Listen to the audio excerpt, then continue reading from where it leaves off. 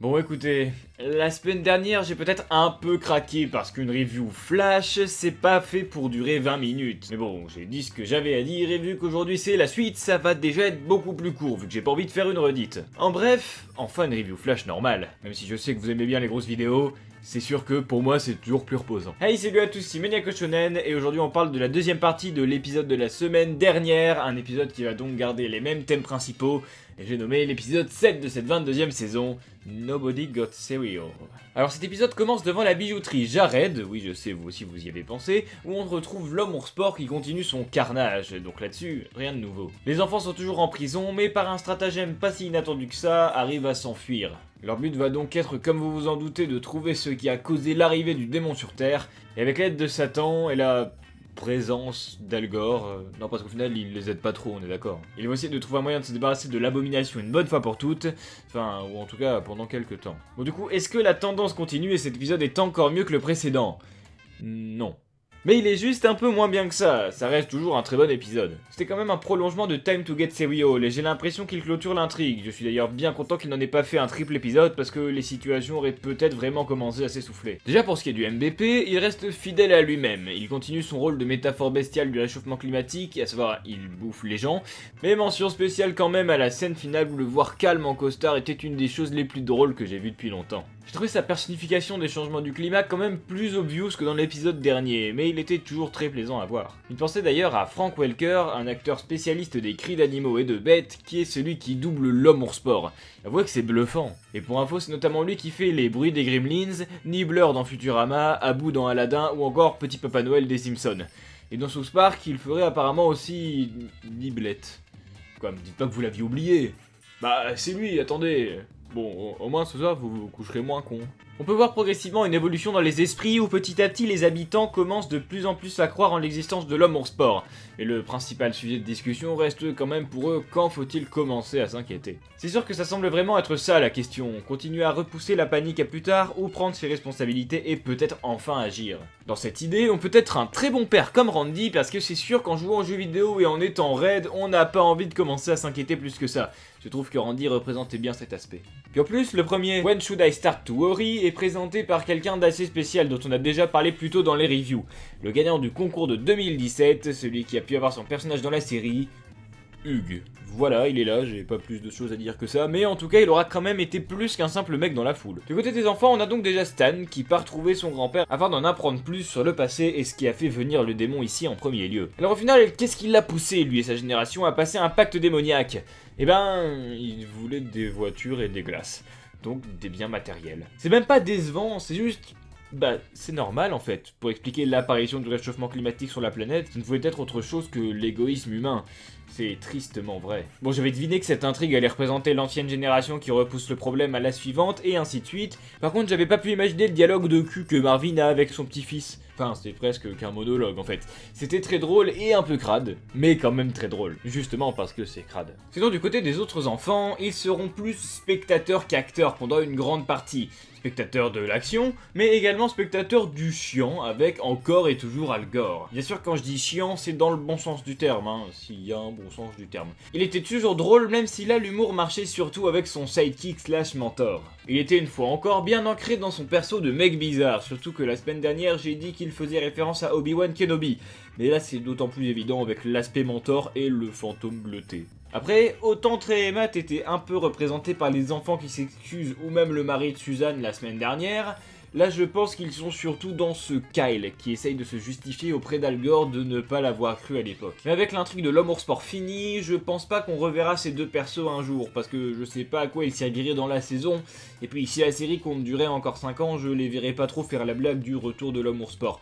Sinon, pourquoi pas nous avoir ressorti Train Boyette en 2009, hein. Abordons maintenant celui que j'ai préféré dans cet épisode. Avouons-le, vous savez de qui je veux parler, surtout que je l'ai gardé pour la fin.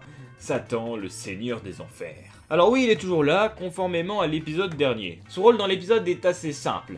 Il accepte d'offrir son aide aux hommes pour se débarrasser du démon hybride. Il dit lui-même que s'il accepte d'aider, c'est parce que les humains sont vachement allés dans son sens récemment, et c'est sûr qu'on peut pas vraiment le contredire. Quand l'enfer est dominé par un gars bien plus sympa que celui qui domine les États-Unis, c'est là qu'on se dit que c'est vraiment l'enfer sur Terre en fait. La raison pour laquelle Satan est si génial dans cet épisode, c'est surtout pour la scène de baston.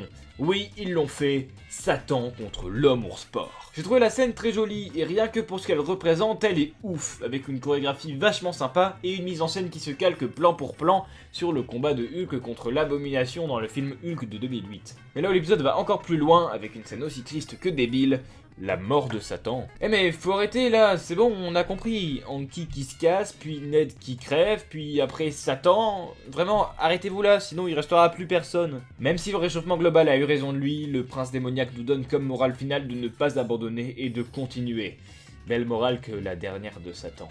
J'aimerais bien voir ce qu'il se passe pour lui au paradis, c'est peut-être très drôle à voir, même si je suis pas vraiment sûr qu'ils le feront. Et puis au moins, il a finalement eu ce qu'il voulait. Satan est maintenant up there, en train de reposer en paix. Sauf s'il retombe sur sa dame.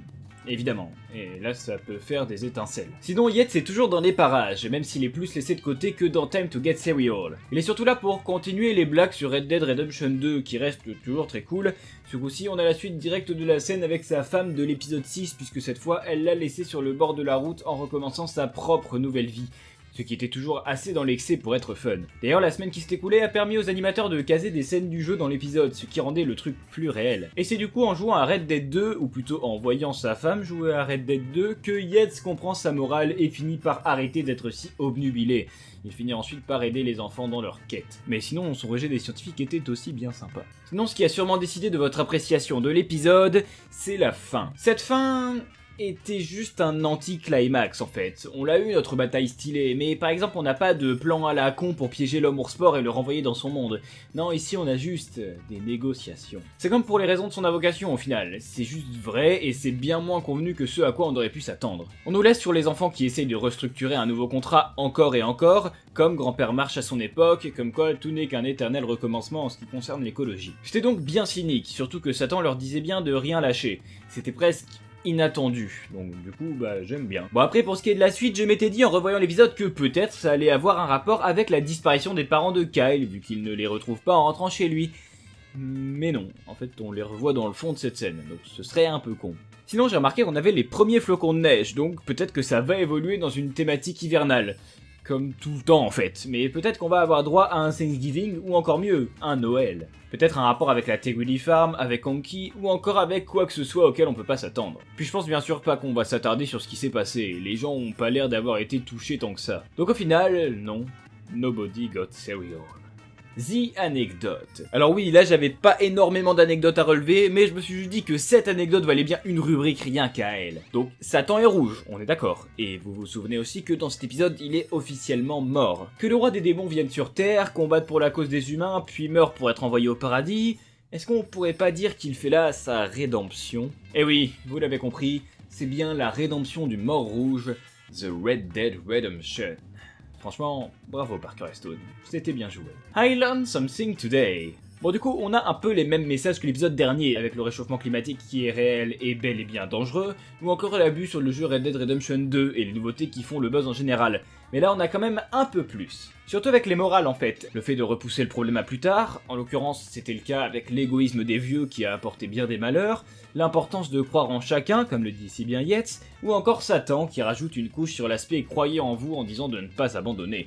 Encore une fois, même si la fin est très cynique. Au final, c'était un bon épisode qui concluait assez bien les intrigues débutées la semaine d'avant. Beaucoup de cynisme, beaucoup d'action et une mort qui restera dans nos esprits. Reste plus qu'à voir ce qu'on aura la semaine prochaine pour voir où dirigeront les 3 derniers épisodes. Voilà, c'est maintenant que se termine cette review flash, j'espère qu'elle vous a plu. N'hésitez comme d'habitude pas à balancer dans les commentaires votre avis sur l'épisode, et sur ce je vous dis à la semaine prochaine pour du Danganronpa. Ha, et oui, pas d'épisode. Mais la semaine d'après pour l'épisode 8, bien évidemment. Allez, bye tout le monde. Salut!